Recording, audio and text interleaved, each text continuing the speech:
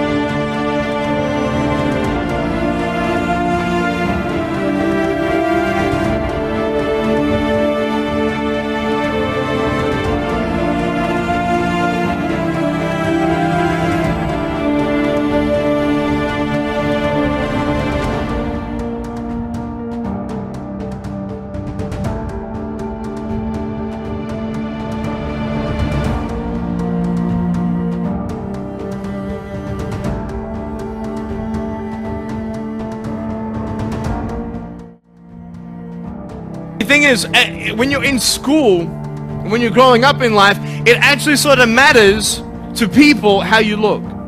And then it matters to you because it matters to others. Why? Why does it matter how you look? Because if they don't like you, then who will? If they don't accept you, then who will? And the fear that we have is that we're going to be alone, that we're not good enough, and we have to change ourselves. And so many people put me down and say, Nick, you look too weird, and no one's really your friend, and you can't do this and you can't do that. And I couldn't change anything. It's not like just fixing my hair one day and everything's fine. It's not like, just whatever. I couldn't change my circumstance. I couldn't just one day wake up and say, hey, give me arms and legs. I need arms and legs. It was so hard because people put me down. And I started believing that I was not good enough. I started believing that I was a failure, that I'd never ever be somebody who people would like or people would accept. And it was so hard, man. I thought to myself, I can't go on the soccer field like everybody else, and I can't ride my bike, and I can't skateboard, and all these sort of things. And I started getting depressed. I thought, what kind of purpose do I have to live? I mean, are you just here to live to die? I mean, is there not a purpose for me? Is there not a purpose in life? And I had questions and no answers. And I asked my mum and dad, why did this happen? I asked doctors, why did this happen? They don't know. There are some things in life that are out of your control that you can't change and you got to live with. The choice that we have, though, is either to give up or keep on going. I want to ask you, what are you going to believe? Are you going to believe in yourself? Are you going to believe everybody else's judgment on you? Are you going to believe people when they say that you're a failure? But I tell you, there are some times in life where you fall down and you feel like you don't have the strength to get back up. You sort of put a mask on your face when you come to school and pretend that everything's okay when it's not, and you go home and lay in your bed when no one's looking at you, when you don't have to impress anybody, and you're yourself. And fear comes in. You know the fear that you have as soon as you walk into the doors of your house. Maybe there's a broken home. Maybe you have doubt in your life. Maybe you don't know for sure what's going to be happening in the future, and it scares you. Maybe you're worried about what people think of you, what people say about you. Just that fear paralyzes you. And I just want to ask you today, do you think you have hope? Because I tell you, I'm down here, face down, and I have no arms, no legs.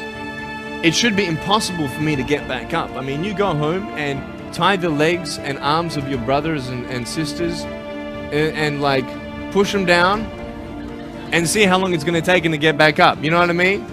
You know, you can tell them that you'll see them tomorrow. You know what I mean? But this is the thing.